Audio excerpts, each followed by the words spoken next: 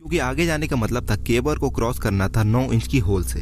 The squeeze, अगर context में बताए तो 500 ml की कोला की बोतल की लेंथ जितनी होती है उतने ही इस होल की लेंथ थी, और यहाँ आने का मतलब था वो एग्जैक्टली इस तरह दिखने वाला था। फ्लॉयड धीरे धीरे इस होल में गायब हो रहा था। उसके कपड़े चारों तरफ के नुकीले क्रिस्टल से फट रही थी और इसे आगे जाने से रोक रही थी। वो सिर्फ अपने पैर के सहारे ही खुद को पुश कर रहा था, और अब वो एक वाइडर ओपनिंग के पास पहुंचता है जहां एक लेस थी, और उस लेस से इसको क्रॉस करके 10 फीट नीचे जानी थी। वो रस्सी को पत्थर में बांधकर नीचे उतरता है, और आगे केव की एंडिंग थी, और इसे यहाँ एक काम करना था। वो काम कर रहा था दूसरे ओपनिंग के लिए, और ये जगह किसी के लिए भी फिट होने के लिए बहुत छोटी थी।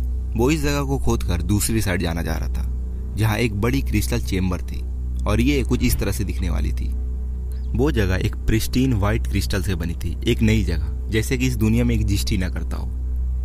फ्लॉयड महीनों से यहाँ के पत्थरों को निकाल रहा था, और ये इसके लिए रोज की रूटीन थी। तो फ्लॉयड हर बार की तरह आज भी काम करके वापस निकल रहा था, खुद को घसीटते हुए, जैसे कि वो अंदर आया था। दीवार इतनी टाइट थी कि वो अपने हाथों का भी इस्तेमाल नहीं कर सकता था, और वो बीच रास्ते में ही रुक जाता है क्योंकि इसकी केरोसिन की लालटेन डीम हो रही थी। और थोड़ा आगे बढ़ते ही फ्लॉयड के हाथ से लालटेन छूट जाती है, और लालटेन गिर कर टूट जाती है, और अब वो पूरे अंधेरे केव में अकेला था। क्योंकि सिचुएशन अब बिगड़ चुकी थी, लेकिन वो फिर भी रिलैक्स था। वो 60 फीट नीचे अंधेरे केव में अकेला चल रहा था, और उसी टाइम वो गलती से अपने पैर से एक लूज पत्थर पर मार देता है, और वो 15 किलो की पत्थर इसके एंकल पर गिर जाती है। वो दूसरे पैर से पत्थर को हटाने की कोशिश करता है, लेकिन स्पेस बहुत कम थी। वो पत्थर उनके होल में फिट हो जाती है, एंड सडनली और भी छोटे छोटे पत्थर इसके पैर पर गिरती है। फ्लॉयड एक ऑकवर्ड पोजीशन में अटक चुका था, और वो जितना भी फोर्स लगाता निकलने के लिए, वो इट वॉज इम्पॉसिबल। वो जितना भी हिलने की कोशिश करता, और ये पत्थर इस पे गिरने लगते, और सिचुएशन और भी बुरी हो जाती। नुकीले पत्थर इसके पीछे गड़ रही थी, और वहाँ के बर्फ के पानी के ड्रॉपलेट्स इसके फेस पर सीधा गिर रही थी। अब इसके पास सिर्फ एक ही ऑप्शन थी, कॉल आउट फॉर हेल्प। चिल्लाने के सिवा इसके पास कोई ऑप्शन नहीं थी। ये है सैंड केव, और फ्लॉयड एक एब्सोल्यूट डार्कनेस में फंस चुका था, वो भी जमीन के 60 फीट नीचे। और अब शुरुआत होती है फ्लॉयड कॉलिंस की सर्वाइवल रेस।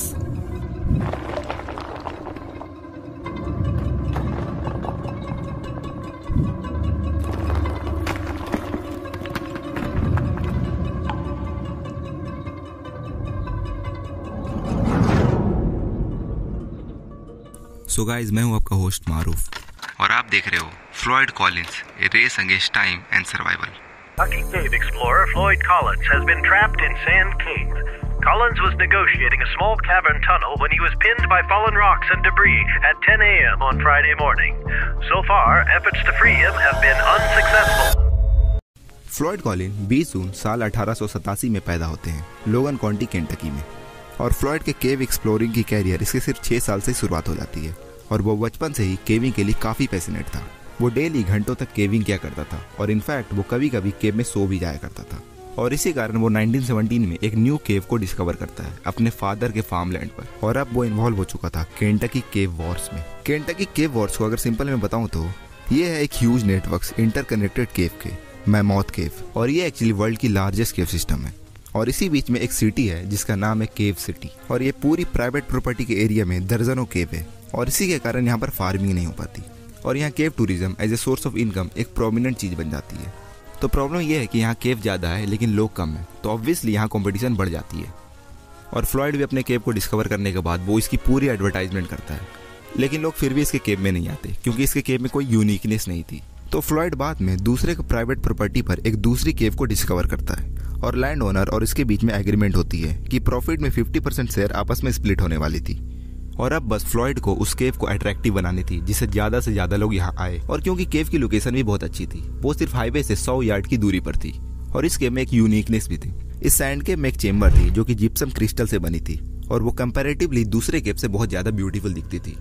लेकिन इस जगह जाना बहुत ज्यादा मुश्किल थी, और फ्लॉयड इसके रास्ते निकालने के लिए महीनों से काम कर रहा था। फ्लॉयड बहुत पैशनेट था, वो डेली 12 घंटों तक केव में पत्थरों को हटाता रहता था जिससे वो जगह इसे मिल जाए।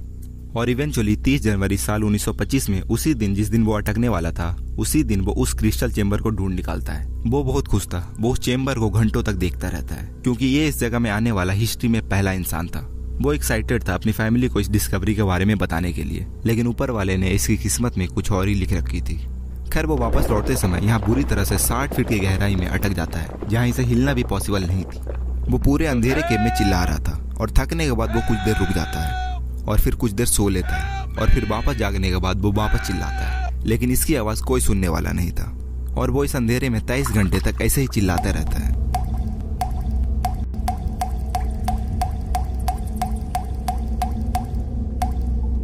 जनवरी की पूरी दिन और पूरी रात गुजर जाती है, लेकिन इसे सुनने वाला कोई नहीं था। इसकी किस्मत अच्छी होती है। प्रॉपर्टी के 2 ओनर एड एस्टस और डी बॉयल केव के एंट्रेंस के पास आ जाते हैं और डी बॉयल का एक बेटा भी था जो उसके साथ आया था, जोएल। वो फ्लॉयड के कोट और टोपी को केव के बाहर टंगे हुए देख लेता है। सो वो थोड़ा अंदर जाकर फ्लॉयड को आवाजें देता है, लेकिन फ्लॉयड की तरफ से इसे कोई भी रिप्लाई नहीं मिलती। सो वो थोड़ा और अंदर जाता है और टर्न अराउंड सेक्शन के पास पहुंचता है जहां वो स्क्वीज होल थी और वहां से चिल्लाता है और तभी वो स्क्वीज होल के अंदर से फ्लॉयड की आवाजें आती है चिल्लाने की।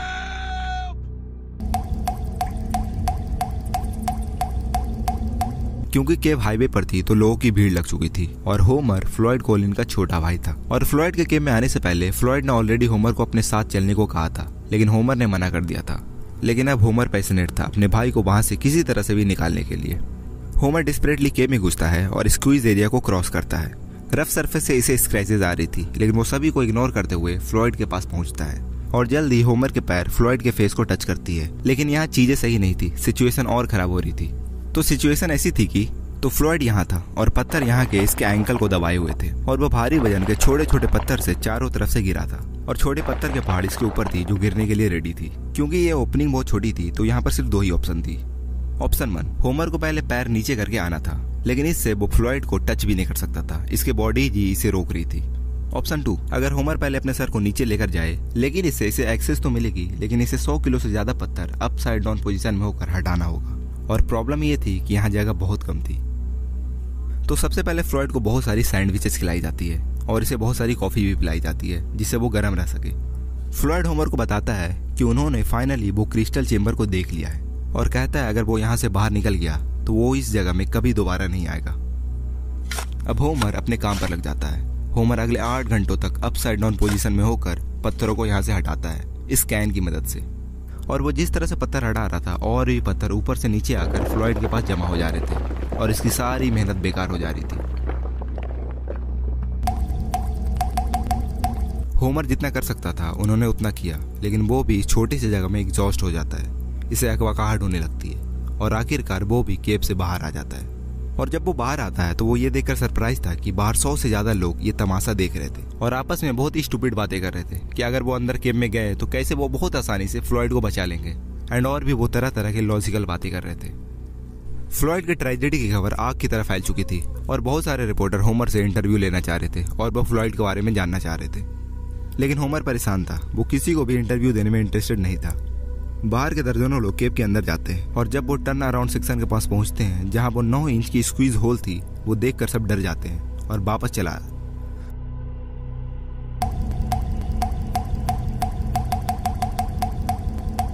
तो यहाँ एक रिपोर्टर विलियम मिलर भी था जो होमर से इंटरव्यू लेने की कोशिश कर रहा था, लेकिन होमर को किसी रिपोर्टर की जरूरत नहीं थी, उसे एक दोस्त चाहिए थी जो इसकी मदद कर सके। वो गुस्से में रिपोर्टर को कहता है, listen, if you want more information then why didn't you go into the hole and look yourself. और पता है विलियम मिलर ये सुनकर एग्री कर जाता है। यस, वो केरोसिन लालटेन लेकर केव के अंदर घुसता है और अंदर जाते ही केव के फर्श पर हल्की हल्की पानी आई हुई थी, क्योंकि बाहर के जो लोग थे बहुत नमूने लोग थे। वो ठंड से बचने के लिए बाहर बॉनफायर जला रहे थे, बिना ये जाने हुए कि इसकी वजह से केव के अंदर क्या नुकसान होगी। टर्न अराउंड सेक्शन में स्क्वीज होल को देखकर मिलर भी डर जाता है, लेकिन अगर वो अंदर जाने की हिम्मत नहीं करता तो वो भी सभी की तरह उसकी कैटेगरी में आ जाता। तो इसलिए वो 9 इंच की होल में घुस जाता है और अंदर नुकीले पत्थर होने के बावजूद भी वो फ्लॉयड के पास पहुंचता है और वो उससे इंटरव्यू लेने की कोशिश करता है। आई कांट बिलीव दिस कि वो इस सिचुएशन में भी फ्लॉयड से इंटरव्यू ले रहा था, लेकिन फ्लॉयड जवाब देने की हालत में नहीं था और अब वो ठंडे बर्फ के पानी में भी लेटा हुआ था। बेसिकली वो मर रहा था। मिलर भी यहाँ कुछ नहीं कर सकता था और वो भी केव से बाहर आ जाता है। होमर बाहर में मिलर को देखकर खुश हो जाता है, क्योंकि एक अकेला मिलर ही ऐसा था जो अंदर जाने की हिम्मत कर रहा था, वरना बाकी तो सब ऐसे ही थे। और अब 2 लोग थे जो रेस्क्यू में फ्लॉयड की मदद कर रहे थे। मिलर फ्लॉयड की खबर न्यूज़पेपर में फुल डिटेल में छापता है और इसकी रिपोर्टिंग नेशन वाइड स्टोरी बन जाती है। स्टोरी की अपडेट हजारों लोकल और नेशनल न्यूज़पेपर में छप और लोग रेडियो के थ्रू घंटे घंटे में इसकी अपडेट ले रहे थे। इसकी कहानी अमेरिका में फैलते ही जा रही थी और सबके जवान पर एक ही सवाल थी कि फ्लॉयड कॉलिन कब बाहर निकलेगा। अब तक स्टोरी में तीसरा कैरेक्टर आता है, रॉबर्ट वर्डन, और ये तीसरा पर्सन था जिसने स्क्वीज को क्रॉस करके रॉबर्ट से मिला था और इसका प्लान था फ्लॉयड की बॉडी को रस्सी से बांधकर खींचने का। फ्लॉयड अब तक होश में नहीं था, इसकी आंखें खुल रही थी फिर कभी बंद हो रही थी। रॉबर्ट इसे किसी तरह से एक बेल्ट की जैकेट पहनाता है और इसे कॉफी देता है पीने के लिए और इसे खाने के लिए भी देता है और साथ में एक टैबलेट देता है जिससे इसे कम दर्द होने वाली थी और इसे रिलैक्सेशन महसूस होने वाली थी। और तीनों होमर, मिलर, रॉबर्ट रस्सी को पकड़ते हैं और अब होने वाली थी tug of war, cave versus 3 man, और जीतने वाले को मिलने वाली थी फ्लॉयड, कॉलिन, और रस्सी के पीछे 3 और आदमी थे जो इसे खींचने में मदद कर रहे थे। तो टोटल 6 आदमी होकर रस्सी को खींच रहे थे। तो फ्लॉयड अटका हुआ था इस तरह से और रस्सी खींच रही थी इसे इस तरह से। इसके शरीर सीलिंग से कंप्रेस हो रही थी और वो मर भी सकता था। फ्लॉयड दर्द में चिल्ला रहा था, वो भीख मांग रहा था रुकने के लिए। Stop stop, it's going to pull me into 2 parts. कोई प्रोग्रेस नहीं होती, फ्लॉयड को सिर्फ दर्द मिल रही थी। टग ऑफ वॉर में वो तीनों हार चुके थे और केव जीत चुका था।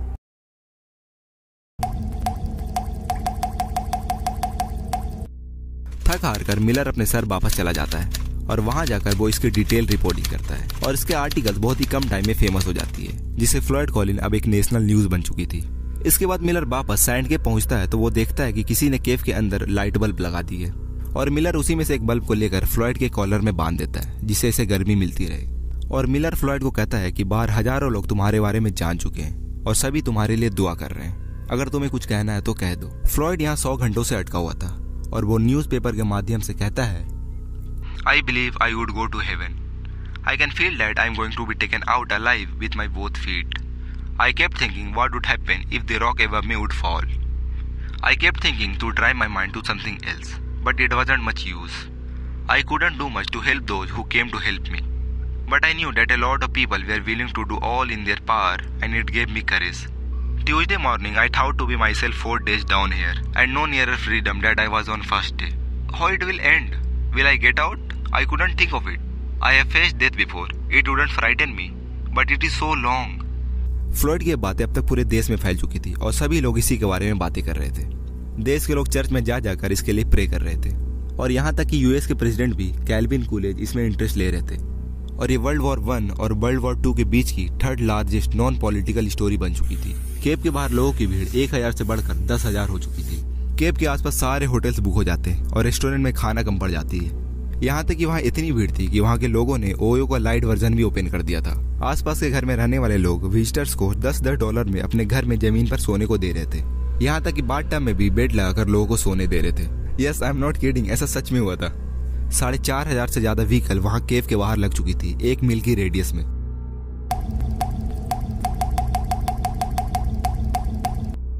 यह है Carmichael, superintendent of Kentucky rock asphalt company, और ये गवर्नमेंट की तरफ से फ्लॉयड को रेस्क्यू करने आए थे और वो अपने साथ कुछ रेस्क्यू की टीम और मिलिट्री के लोग भी अपने साथ लाए थे। और कारमाइकल होमर के रेस्क्यू स्ट्रेटजी से बिल्कुल खुश नहीं थे, तो सबसे पहले वो पूरी केव की सर्वे करवाते हैं और पता चलती है कि केव के बाहर हजारों लोग थे और सभी लोगों के मूवमेंट की वजह से ये केव कोलैप्स हो सकती थी। और अब तक केव के अंदर छोटे छोटे लूज पत्थर गिरने भी लगे थे। और कारमाइकल की टीम में एक पर्सन था, केसी जोस, जो केव के अंदर स्क्वीज एरिया को क्रॉस करके फ्लॉयड तक पहुंचता है जहां फ्लॉयड हेल्प के लिए चिल्ला रहा था। और तब तक टर्न अराउंड सेक्शन के पास छोटे छोटे पत्थर गिरने भी लगी थी और एकदम से सीलिंग और तेजी से गिरने लगती है और केसी अब वापस जाना चाह रहा था। लेकिन फ्लॉयड कहने लगता है कि मुझे बहुत प्यास लगी है और केसी फ्लॉयड के और पास आकर फ्लॉयड को कॉफी पिलाने लग जाता है। लेकिन अब फ्लॉयड सर घुमाकर कॉफी पीने से इनकार कर देता है और इस पॉइंट तक केसी रियलाइज कर लेता है कि यहाँ चल क्या रहा है। फ्लॉयड एक्चुअली में पीने के लिए नहीं मांग रहा था। फ्लॉयड जानता था कि वो 5 दिन से यहाँ ट्रैप है और इसे यहाँ से निकलना बहुत ही मुश्किल है और अब वो कम्प्लीटली सेल्फिश बन चुका था। वो जानता था वो हमेशा इस गेम में ट्रैप रहने वाला है और यहाँ वो अकेला ट्रैप नहीं होना चाहता था। केसी जैसे ये बात को समझता है वो तुरंत घूमकर वापस भागने लगता है और वो किसी तरह से फाइनल स्क्वीज के पास पहुंचता है। इसके चारों तरफ पत्थर गिर रहे थे और वो किसी तरह से बाहर निकल जाता है और फिर बाहर सभी लोग साथ मिलकर केव को कोलैप्स होते हुए देखते हैं।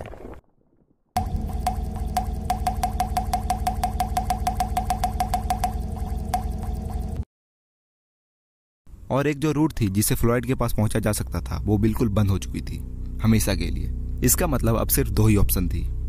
ऑप्शन 1, हार मान लो। ऑप्शन 2, ऊपर से खोदकर डायरेक्टली फ्लॉयड के पास एक नया होल बना दो। फ्लॉयड ये इमेजिन भी नहीं कर रहा होगा कि उसके 55 फीट ऊपर किस लेवल की और किस स्केल में ऑपरेशन चल रही थी। कारमाइकल के पास हाईटेक मशीनरी थी। शहर से कई प्रोफेशनल ग्रुप इस पर काम कर रहे थे और अब ये प्रोफेशनल ऑर्गेनाइज्ड रेस्क्यू मिशन बन चुकी थी। सभी को यहाँ फुल तेजी से काम करनी थी जितना वो कर सकते थे। कारमाइकल एक्सपीरियंस पर्सन थे और उन्हें 55 फीट नीचे जमीन के अंदर खोदनी थी, तो इसके लिए वो कुछ कैलकुलेशंस करते हैं। तो टोटल 75 लोग थे रेस्क्यू में और वो हर घंटे 2 फीट खोद सकते थे। तो इन्हें टोटल 55 फीट खोदनी थी, तो इन्हें रफली 30 घंटे लगने वाली थी। लेकिन सवाल ये थी कि क्या फ्लॉयड इतने देर तक जिंदा रह सकता है? तो यस, एब्सोल्युटली वो इस तरह से जिंदा रह सकता है। वो खोदना शुरू करते हैं और कारमाइकल जानता था कि this was a race against time और ये 2 लोग अपने फुल कैपेसिटी में काम कर रहे थे। और कारमाइकल ने इसके पीछे और भी कई सारे लोग लाइन में लगा दिए थे और अगर ये 2 लोग थोड़ा भी स्लो होते तो इन्हें 2 नए लोगों से रिप्लेस कर दिया जाता।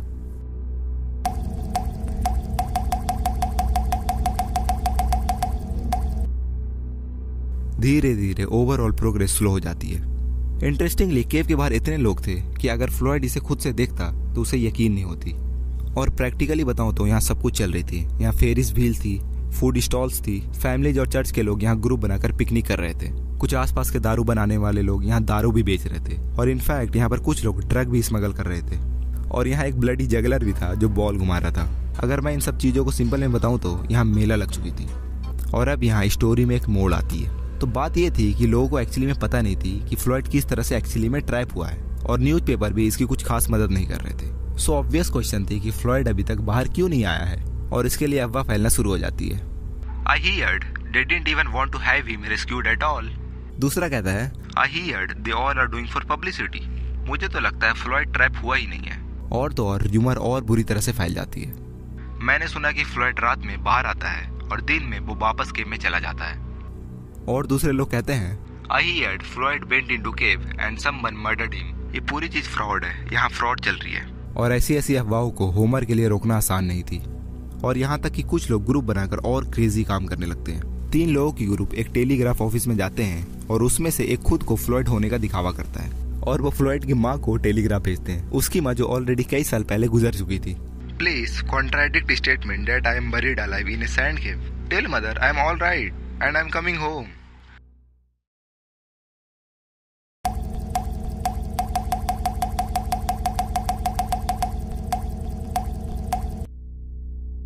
वर्कर्स जमीन में खोदने में बिजी थे और वो तरह तरह के जुगाड़ लगाकर अपने काम को तेज करने की कोशिश कर रहे थे। लेकिन चीजें और उल्टी हो चुकी थी। लोगों के काम करने की स्पीड बहुत कम हो चुकी थी। वो 1 घंटे में सिर्फ 4 इंच को ही खोद पा रहे थे। लेकिन सवाल ये थी कि क्या फ्लॉयड अभी तक जिंदा होगा? वो लाइट बल्ब याद है जो फ्लॉयड को गर्म रखने के लिए उसके कॉलर पर लगाई गई थी और उस बल्ब को पावर दी जा रही थी सिंपल कॉपर वायर से और उस कॉपर वायर से किसी इंजीनियर ने रेडियो एम्पलीफायर को कनेक्ट कर दिया था। देखो, जब फ्लॉयड सांस ले रहा था तो इसकी चेस्ट एक्सपैंड और कॉन्ट्रैक्ट हो रही थी जिससे कॉपर वायर में फ्लक्चुएशन आ रही थी और उसकी रीडिंग डायरेक्टली रेडियो एम्पलीफायर में दिख रही थी और वो डिवाइस कंसिस्टेंटली फ्लॉयड के ब्रीदिंग पैटर्न को डिटेक्ट कर रही थी और यही फ्लॉयड के जिंदा होने की सबूत थी।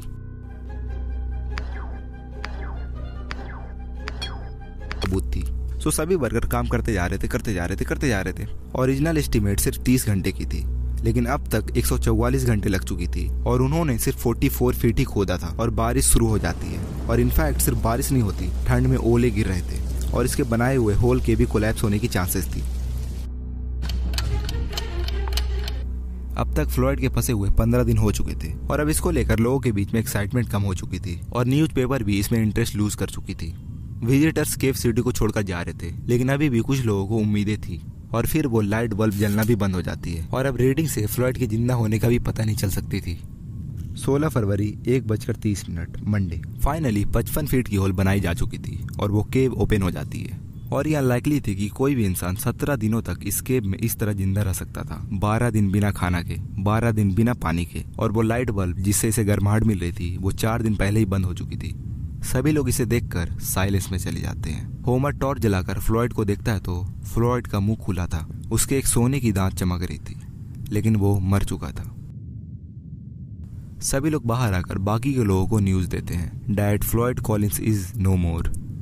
रिपोर्टर के अकॉर्डिंग वो 3 दिन पहले ही मरा था, जिस दिन वो लाइट बल्ब जलना बंद हुई थी और उसके 1 दिन बाद तक ही वो जिंदा रह पाता है। अगर ये लोग 3 दिन पहले पहुंचते तो फ्लॉयड को जिंदा बचाया जा सकता था। सो वो सैंड के फिर से कोलैप्स होने के कगार पर थी तो इसीलिए फ्लॉयड के बॉडी को नहीं निकाला जाता है और उसे वहीं रखकर सील कर दी जाती है।